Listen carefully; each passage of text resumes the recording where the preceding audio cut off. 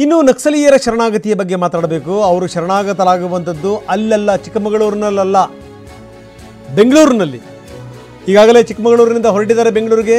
ಸಿದ್ದರಾಮಯ್ಯನವರ ಸೂಚನೆಯ ಮೇರೆಗೆ, CM ಸೂಚನೆ ಮೇರೆಗೆ ಅವರು ಬೆಂಗಳೂರಿಗೆ ಹೊರಟಿದ್ದಾರೆ. ಚಿಕ್ಕಮಗಳೂರು ಜಿಲ್ಲಾಡಳಿತದ ಮುಂದೆ ಅವರು ಶರಣಾಗತರಾಗಬೇಕಾಗಿತ್ತು.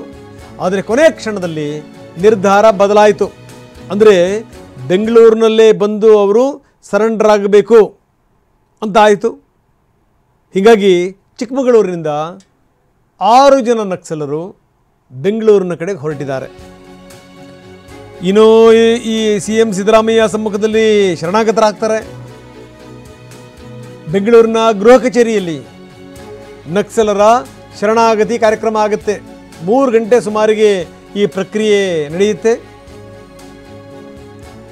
ಪೊಲೀಸರ ಭದ್ರತೆಯ ನಡುವೆ 6 ಜನ ನಕ್ಸಲೀಯರು ಚಿಕ್ಕಮಗಳೂರಿನಿಂದ ಬೆಂಗಳೂರಿನ ಕಡೆಗೆ ಹೊರಟಿದ್ದಾರೆ. 11 ವಾಹನಗಳಲ್ಲಿ ಪೊಲೀಸರು ಆಗಮಿಸ್ತಾ ಇದ್ದಾರೆ. ಶಾಂತಿಗಾಗಿ ನಾಗರಿಕ ವೇದಿಕೆ ಅವರ ಜೊತೆಗೆ ಈ ಸದಸ್ಯರುಗಳು ಕೂಡ ಬರ್ತಿರುವಂಥದ್ದು,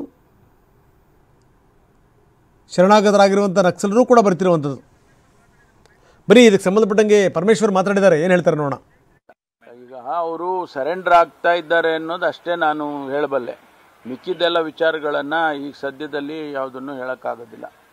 ಅವ್ರ ಕಂಡೀಷನ್ಸ್ ಏನು ಮತ್ತು ನಾವೇನು ಪ್ರಾಮಿಸ್ ಮಾಡಿದ್ದೀವಿ ಅದೆಲ್ಲ ಆಮೇಲೆ ಹೇಳ್ತೇನೆ. ಈಗ ಅವರು ಸರೆಂಡರ್ ಆಗ್ತಾ ಇದ್ದಾರೆ ಅನ್ನೋದು ಅಷ್ಟೇ ನಾನು ಹೇಳಬಲ್ಲೆ. ಮಿಕ್ಕಿದ್ದೆಲ್ಲ ವಿಚಾರಗಳನ್ನು ಈಗ ಸದ್ಯದಲ್ಲಿ ಯಾವುದನ್ನು ಹೇಳೋಕ್ಕಾಗೋದಿಲ್ಲ. ಅವ್ರ ಕಂಡೀಷನ್ಸ್ ಏನು ಮತ್ತು ನಾವೇನು ಪ್ರಾಮಿಸ್ ಮಾಡಿದ್ದೀವಿ ಅದೆಲ್ಲ ಆಮೇಲೆ ಹೇಳ್ತೇನೆ.